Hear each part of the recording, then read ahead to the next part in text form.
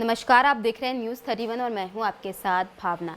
नए प्रस्तावित भू कानून में नगर निकाय सीमा से बाहर भी दूसरे राज्य के लोगों के लिए 250 वर्ग मीटर जमीन खरीद के मानक और सख्त कर दिए गए हैं। अब दूसरे राज्य के लोगों को जमीन खरीदने का सब रजिस्ट्रार के समक्ष बाकायदा कानूनी शपथ पत्र देकर बताना होगा कि उनके पास उत्तराखंड में कहीं जमीन तो नहीं है।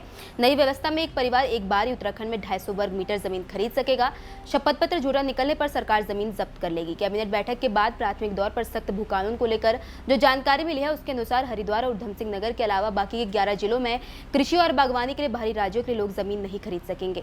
वहीं अन्य प्रयोजन के लिए जमीन खरीदने की सरकार से अनुमति लेनी होगी। बाहरी राज्यों के व्यक्ति अपने परिवार के लिए जीवन में एक बार 250 वर्ग मीटर जमीन खरीद सकता है, लेकिन उनको जमीन खरीदते समय सब रजिस्ट्रार को शपथ पत्र देना होगा। इसके साथ ही निकाय सीमा में तय भू उपयोग से हटकर जमीन के इस्तेमाल करने पर भी सख्त कार्रवाई होगी। अब राज्य में 12.5 एकड़ से अधिक जमीन खरीद की मंजूरी नहीं दी जाएगी। वहीं दूसरे राज्य के लोगों के लिए राज्य में जमीन खरीदना बेहद मुश्किल हो जाएगा। जमीनों की खरीदारी के लिए डीएम अनुमति नहीं दे पाएंगे। वहीं प्रदेश में जमीन खरीद के लिए क्या नए कानून है, तो बता दें, साल 2018 में रावत सरकार के बनाए हुए तमाम भूमि कानून रद्द किए जा चुके हैं।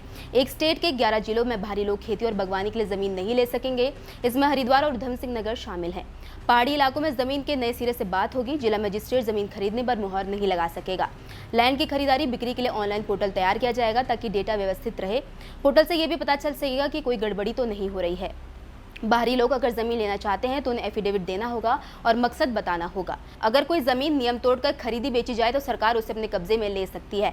गौरतलब है कि आज़ादी के बाद से ही उत्तर प्रदेश से बढ़कर अलग राज्य बनना तक उत्तराखंड में जमीन खरीदने पर कोई रोक टोक नहीं थी। यहाँ तक कि स्टेट बनने के बाद भी इस पर खास एतराज नहीं लिया गया। नतीजा ये हुआ कि बाहरी लोग यहाँ आने और सस्ती जमीनों खरीदकर अपने मुताबिक इस्तेमाल करने लगे। धीरे धीरे पहाड़ के लोग परेशान होने लगे क्योंकि यहाँ टूरिज्म बहुत ज्यादा है। लिहाजा बाहरी लोग फार्म हाउस, होटल और रिजॉर्ट्स बनाने लगे। हालत ये हुए कि स्थानीय लोगों की खेती के लिए जमीन कम पड़ने लग गई।